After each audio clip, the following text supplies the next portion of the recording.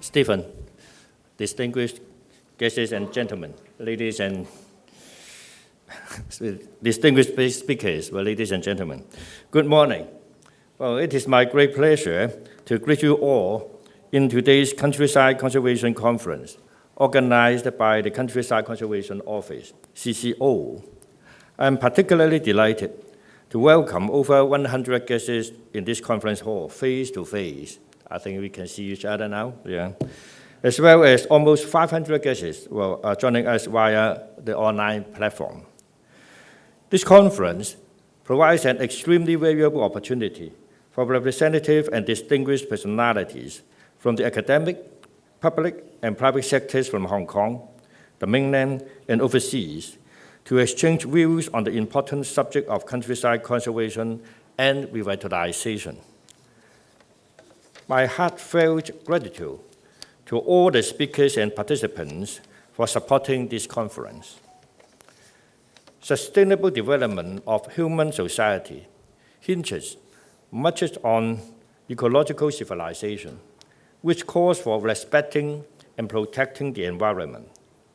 For thousands of years, our Chinese culture has been emphasizing harmonious mutual respect between human and nature.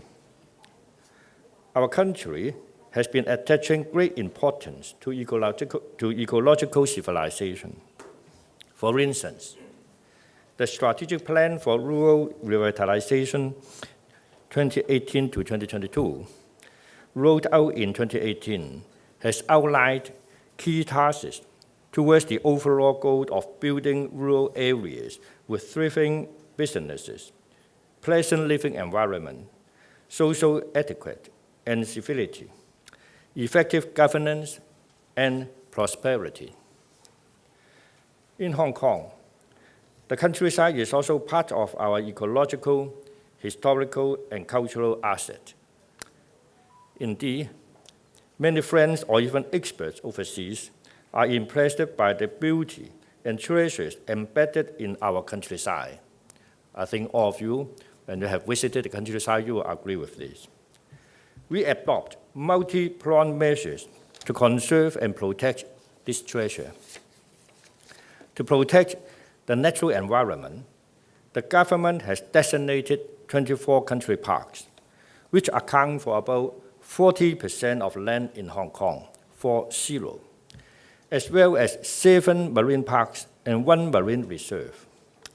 Our strategic management of the Hong Kong UNESCO Global Geopark preserved not only the spectacular landforms, but also features the rich cultural heritage of this area, such as Hakka villages and fishing villages. The government has also designated 67 sites of specific scientific interest to recognize the biological and geological importance of these sites. Due consideration to conservation is given when developments in or near these sites are proposed.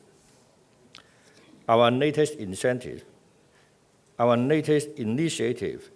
is to designate over 500 hectares of land in Robin's Nest as a new country park, which, by completion expected in 2024, will become the 25th country park in Hong Kong.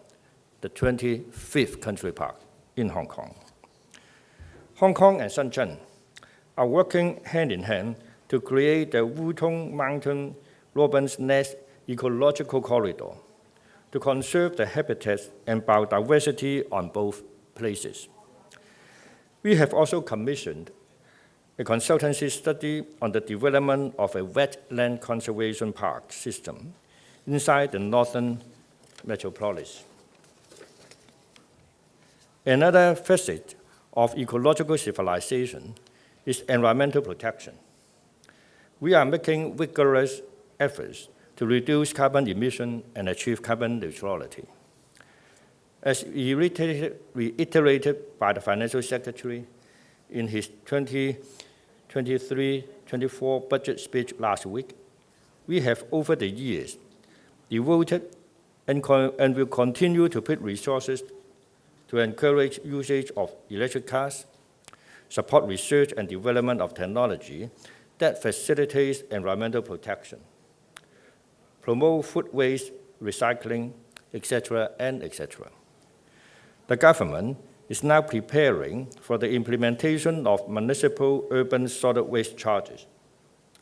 Besides, the Agricultural, Fisheries and Conservation Department has just launched the Country Park Cleanup Partnership Scheme, inviting groups of volunteers to help clean up trash along hiking trails inside country parks and promote awareness towards protection of natural habitats.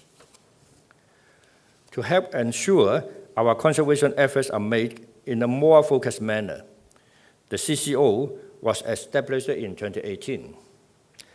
The CCO is tasked to take forward countryside conservation at different levels, echoing with our country's vision and international trend of rural revitalization.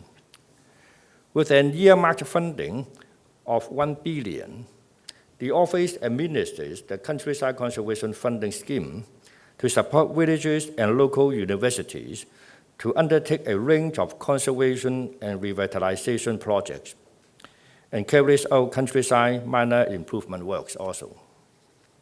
This year, the CCO is celebrating its 5th anniversary.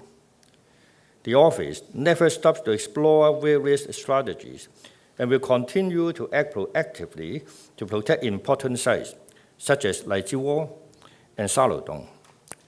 As at today, over 30 conservation and revitalization projects have been approved under the Countryside Conservation Funding Scheme, contributing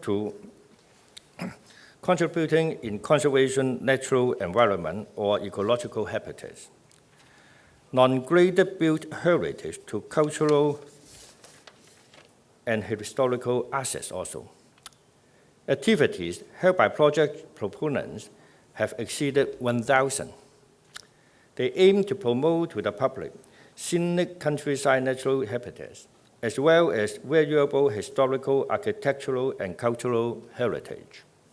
In total, they have drawn participation of over 300,000 members of public.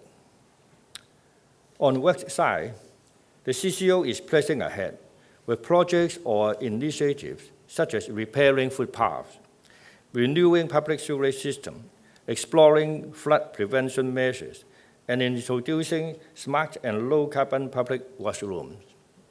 In particular, the eco-smart public toilet in Lai Chi Wo will be completed soon.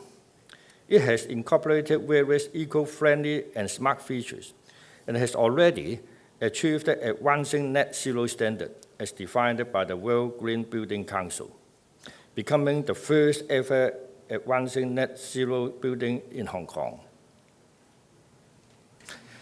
Looking forward, the CCO will step up its function in exploring or pioneering new solutions to the challenge of providing facilities or undertaking building works in remote countryside.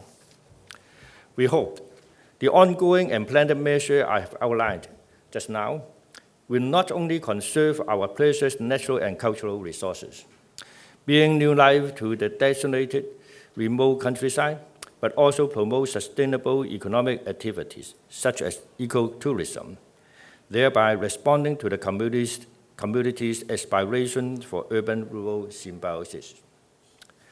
The theme of today's conference, protecting natural ecology and revitalizing villages, paving a way for urban-rural symbiosis, is echoing our vision and mission.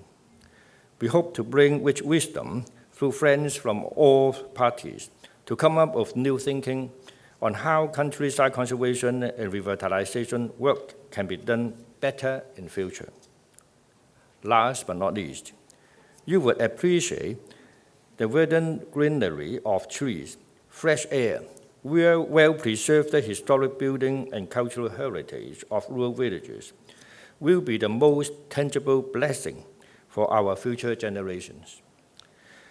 We appeal to all sectors of our society to actively participate in conserving our natural habitats and countryside, protecting the environment, and reducing waste, thereby enhancing Hong Kong as a greener city. I wish you all have a fruitful day and a very successful conference. Thank you.